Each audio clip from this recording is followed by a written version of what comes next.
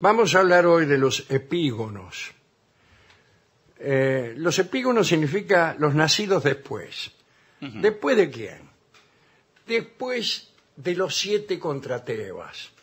Nosotros hablamos de Anfiarao, el que conocía el futuro, y de los 7 contra Tebas. Yo creo que anuncié que esto después seguía. Una generación después, ustedes saben, los 7 contra Tebas perdieron. Perdieron y lo empezamos hablando de Anfiarao, que era uno de los 7,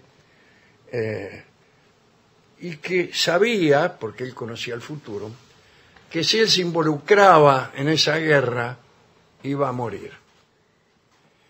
Pero resulta que Anfiarao tenía un pacto con su mujer, Erífile, conforme al cual ella iba a decidir si es que él tenía algún conflicto con su primo Adrasto.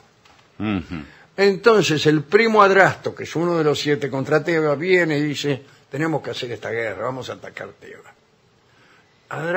Anfiarao sabía que él iba a morir en esa guerra.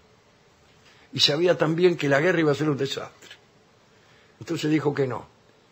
Como estalló el conflicto, fueron y dijeron: bueno, que la jueza de esto sea Erífile, la mujer.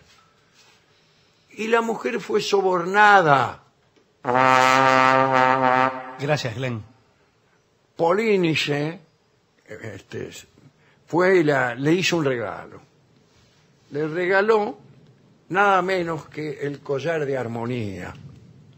El collar de armonía era un regalo que le habían hecho a Armonía en su boda. Esas bodas que hacían donde iban todos los dioses, igual. Su boda con Cadmo, creo. Y era un collar que proporcionaba belleza y juventud a la persona que lo usaba. Qué lindo. Siempre y cuando, lo tuviera puesto. Si no es que lo guardabas en un cajón, no. No. Te lo tenías que poner siempre. Entonces, con ese soborno, Erífile dijo: hay que ir a la guerra. Y fueron a la guerra y efectivamente Anfiarao murió. Ahora bien, los hijos de estos 7 jefes que eran, bueno, el ya mencionado Polínices, que fue el que sobornó a Erífile, después Hipomedonte, Anfiarao, Partenopeo, Adrasto, Capaneo, Tideo. Tengo los 7. Esos eran los 7 jefes que habían perdido la guerra contra Tebas, y casi todos ellos estaban muertos. Pero los hijos se metieron otra vez y juraron vengar a sus padres, principalmente Tersandro, que era el hijo de Polínices. Ya lo vamos a ir nombrando, ¿no? Bueno, parece ser que el oráculo de Delfos les había prometido la victoria. Bueno, dice: ¿cómo nos va a ir? Le dice al oráculo de Delfos. Van a ganar, pero el que tiene que dirigir estas tropas, conducir, mandar, es Alcmeón, que era el hijo de Anfiarao, del mago. Ese tiene que tomar el mando. Pero la verdad es que Alcmeón no sentía deseo de atacar Tebas, lo mismo que tampoco lo había sentido su padre. Y discutió acaloradamente con su hermano Anfíloco sobre este asunto, y no se ponían de acuerdo. ¿Y qué hicieron estos 2 muchachos? Los 2 hijos de Anfiarao, del mago. Dejaron la decisión en manos de su madre, Erífile. Otra vez. Bueno, viendo que se trataba de una situación ya conocida, Tersandro, el hijo de Polínices, siguió el ejemplo de su padre, que había sobornado ya una vez a Erífile regalándole el ya mencionado collar de armonía. Bueno, esta vez Tersandro sobornó a Arífiles con otra prenda que también había sido regalada junto con el collar, y que era el vestido o el velo de armonía, que también otorgaba la belleza al que lo llevaba, pero, cosa que creo que también ocurría con el collar de armonía, estaba ligado siempre a alguna desgracia. Una túnica sumergida en crimen. Bueno. Y Arífiles no lo pensó dos veces, agarró viaje otra vez y se decidió por la guerra otra vez. Y el pobre Alcmeón tuvo que asumir el mando de mala gana en esta segunda guerra. Bueno, una batalla ante las murallas de Tebas. Los epígonos perdieron a Egialeo, que era hijo de Adrasto, y ahí apareció nada menos que otro mago famoso, el mago Tiresias, el más famoso de los magos de Grecia, aquel que había sido hombre, pero también mujer, y que después volvió a ser hombre. Así que en una discusión que hubo acerca de si era el hombre o la mujer quien más disfrutaba en el acto carnal, la discusión la habían tenido Zeus y era su mujer. Y lo consultaron a Tiresias, que había sido sucesivo, tenía la posta. Él dijo, si de 10 partes se compone el placer, 9 pertenecen a la mujer y una al hombre. Bueno. Está bien. Bueno, ese era Tiresias, que apareció allí y les dijo a los tebanos, no a los epígonos, a los tebanos, los que vivían en Tebas, que la ciudad sería saqueada. Anunció varias cosas.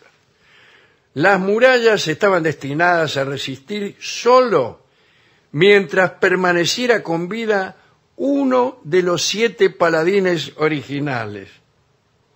Y el único sobreviviente de los 7 viejos, era Adrasto. Y anunció también que Adrasto moriría de pena cuando se enterara de la muerte de su hijo Egialeo. Ahora, recuérdese que Egialeo había muerto. Fue el primero que perdieron. Pero el viejo Adrasto no se había negado, no se había enterado. Bueno. Por lo tanto, lo mejor para los tebanos era huir. Rajen, antes de que Adrasto se entere de la muerte de su hijo, se muera y se cumpla la profecía, que es que las murallas caigan. Así que rajaron nomás. Tiresias agregó que a él le daba igual que siguieran o no su consejo, porque él mismo estaba destinado a morir tan pronto como Tebas cayera en poder de los argivos, eran de Argos, los 7 jefes, ¿no? Y Argivos es el gentilicio de Argos. Bueno, aprovechando la oscuridad, hay que decir también que Tiresias, que iba a morir ahora, ya había vivido 3 generaciones. Le habían concedido una larga vida, era ciego Tiresias, le habían conseguido, digamos, como resarcimiento por tantas cosas que le habían pasado, lo dejaron vivir por 3 generaciones. Bueno, aprovechando la oscuridad, los tebanos siguieron el consejo de Tiresias, rajaron hacia el norte con sus esposas, hijos, armas, pertenencias. Cuando se hallaron lo bastante lejos, fundaron otra ciudad. Dice, no sé cuánto será bastante lejos, pero me imagino que no serían 2 cuadras. No, pero para la época tampoco Y podían para ser. la época, porque yo me acuerdo lo que pasó con la ciudad de Santiago del Estero, Claro, que era como un que fue remota. fundada, a ver si me acuerdo, fue fundada por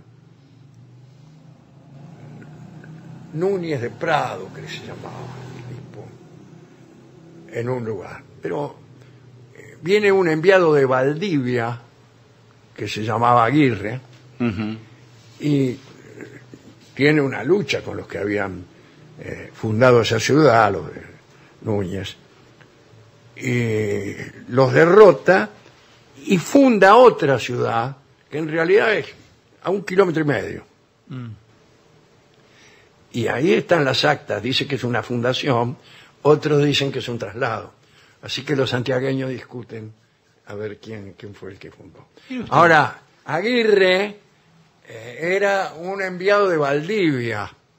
Valdivia era el gobernador de Chile y tenía la intención de extender su gobernación, calcule hasta dónde. Sí, porque Si se está allá. Si había llegado hasta Santiago del Estero. Se salteó Bueno, varios pero no lugares. estamos hablando, estamos No. hablando de los 7 contra Tebas, de Tiresias que murió, de los tebanos que huían, haciendo caso de la profecía de Tiresias, y fundan otra ciudad. Tiresias iba con ellos, y al amanecer se detuvo para beber en un manantial, y ahí quedó seco. Murió repentinamente, cumpliendo su propia profecía. Ese día también fue el mismo día en que Adrasto se enteró de la muerte de Egialeo y también cumplió la profecía de Tiresias, muriéndose. Y entonces los epígonos entraron en Tebas, porque estaba escrito que cuando muriera el último de los 7 jefes, ellos iban a poder entrar a Tebas, derribaron las murallas y se llevaron un gran botín. Lo más valioso del botín creo que fue entregado a modo de prenda o de ofrenda en Delfos. Pero la cosa no termina aquí. Dio la casualidad de que Alcmeón, como se recordará, el hijo de Anfiarao, que de mala gana comandaba Sí. aquella operación, justo escuchó a su compañero Tersandro que se jactaba de que casi todo el mérito de la victoria de los argivos se debía a él. Y contaba, Tersandro era el hijo de Polínices, el padre de él había sobornado a Arífile, Sí, sí, sí. y Tersandro la volvió a sobornar, justamente a la mamá de Alcmeón. Y empezó a jactarse cómo le había sobornado a Arífile con la túnica mágica, tal como su papá había hecho antes que él, bla, bla, bla. Y Alcmeón se enteró así de que la vanidad de Arífile, su propia madre, había sido la causa de la muerte de su papá, y bien podía haberlo sido de la suya. Bueno, entonces fue al oráculo de Delfos y consultó, y Apolo, a través de la pitonisa, le contestó que Arífile merecía la muerte. Alcmeón, entonces, malinterpretó esto como una exhortación al matricidio. Porque una cosa es decir, Bueno, tu vieja sí, merece la muerte, otra cosa y otra cosa es decir, matala. Sí. Bueno. Pero, entonces, fue y mató a la madre, o la apuñaló, con la ayuda del otro hermano, Anfíloco. Pero atención, Arífile, la vieja, moribunda y todo, los maldijo al Alcmeón. Le gritó: tierras de Grecia y Asia y del mundo entero, no deis cobijo a mis asesinos. Pum, y espichó. Al poco tiempo, las erinias, que son unas entidades un poco diabólicas que castigan a los culpables de crímenes, salieron a perseguir a Alcmeón y lo enloquecieron. Alcmeón huyó primero a Tesprocia, donde le negaron la entrada, y luego a Psófide, donde el rey Fegeo lo purificó. Fegeo lo casó con su hija Arsinoe, a quien Alcmeón regaló, ¿qué cosa? El collar y la túnica de la vieja, que las pruebas de la infamia las traigo en la maleta, dijo, Sí. que las tenía con él. Pero las erinias que te perseguían hasta que alguien te purificaba, lo hemos contado varias veces, cuando alguien cometía un crimen, se iba a purificar con el rey Al lado. de al lado, Sí. porque eran distintos estados las ciudades y quedaban cerca. Es como si todas las localidades de la línea del Pacífico fueran un reino distinto. Caseros, Santo Lugar. Vamos allá. Así que el tipo se iba y se hacía purificar en Hurlingham, ponele. Bien. Pero las eriñas, que eran las que te perseguían, te torturaban y te enloquecían hasta que alguien te purificaba, siguieron atormentándolo. Y la tierra de Psófide se volvió estéril por eso, por culpa de las eriñas y por culpa de este crimen. El oráculo de Delfos aconsejó entonces a Alcmeón que se acercara al dios fluvial Aqueloo, y este rey lo volvió a purificar. Y Alcmeón, ya purificado, se casó nomás, pero esta vez con la hija de Aqueloo. Siempre el purificado terminaba casándose con la hija del que lo purificaba. La hija de Aqueloo se llamaba Calirroe. Se establecieron ahí en un terreno que se había formado recientemente con un aluvión del río, y entonces quedaba fuera de la maldición de Erinia, Claro. de Erífile, perdón. Porque eran las tierras. Sí, claro. Porque ella dijo tierras de Asia, tierras de Europa. Exacto. Y esto no se consideraba Era una una isla tierra o algo porque así. era algo que se acababa de formar. Por Así eso que hay que aprender a maldecir hay bien. que aprender a Hay que eludir aprender. las maldiciones. Un año después, Calirroe, temiendo perder su belleza, se negó a admitir a Alcmeón en su lecho a menos de que le diese el famoso collar y la túnica. Ya lo había regalado. Y por amor a Calirroe, Alcmeón se atrevió a volver a Psófide, donde engañó al rey Fegeo. Sin mencionar que se había vuelto a casar con Calirroe, inventó una predicción del oráculo, según la cual nunca se libraría de las eriñas hasta que hubiera dedicado la túnica y el collar al santuario de Apolo. Fegeo le ordenó a su hija, Arginoe, recordemos, la mujer a la que Alcmeón había abandonado para huir de las eriñas, que le devolviera esos objetos, cosa que ella hizo de buen grado, pensando que así el tipo volvería con ella cuando lo dejaran en paz las eriñas. Pero eran todas mentiras. El tipo ya Él ya estaba estaba purificado, Ya las está. eriñas ya lo habían perdonado y se había casado con otra. Y sí, Sí. ya lo sabemos. Perdón, pero la indignación No, sí, veo me que se impide pone loco. continuar. Y acá pasó otra vez. Nunca falta un buen corneta. Uno de los sirvientes de Alcmeón reveló la verdad indiscretamente. Dijo que Alcmeón se había vuelto a casar con Calirroe, y el rey Fegeo enfureció tanto que ordenó a sus hijos que tendieran una emboscada y mataran a Alcmeón cuando saliera del palacio. Los hijos de Fegeo le obedecieron, pero la mujer del pobre Alcmeón, informada de lo sucedido, rogó que sus hijos pequeños, los que había tenido con Alcmeón, se convirtieran en hombres maduros en un solo día y vengaran el asesinato de su padre. Un pibe de 2 años tenía. Qué infancia desperdiciada. Qué gente que no perdona nada. No, señor. Bueno, Zeus oyó la súplica y los chicos se convirtieron en hombres maduros en un día. Rajaron hacia Nemea a matar a los hijos de Fegeo que habían matado a Alcmeón. Bueno, los hijos de Calirroe, estos chicos que habían crecido en un día, sorprendieron a los hijos de Fegeo y los mataron. Y después de Yapa siguieron hacia Psófide, donde estaba el rey Fegeo, y ya que estaban, los mataron también. Bueno. Y chao. Después de estos crímenes, ningún rey de Grecia se atrevió a purificarlos. Viajaron en dirección al oeste, hacia el Epiro, y, bueno, fundaron nuevos países. La túnica y el collar se exhibían todavía en el siglo IV antes de Cristo. Se exhibían. Quizá el rasgo más interesante de esta historia es la continua facultad de Erífile de decidir entre guerra y paz y la facilidad con que aceptaba los sobornos, Sí. que siempre eran los mismos sobornos. Bueno, así que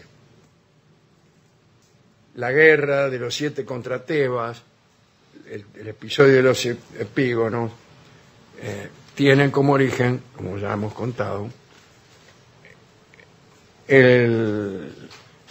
la tragedia de Edipo. Ahí empieza todo. Sí.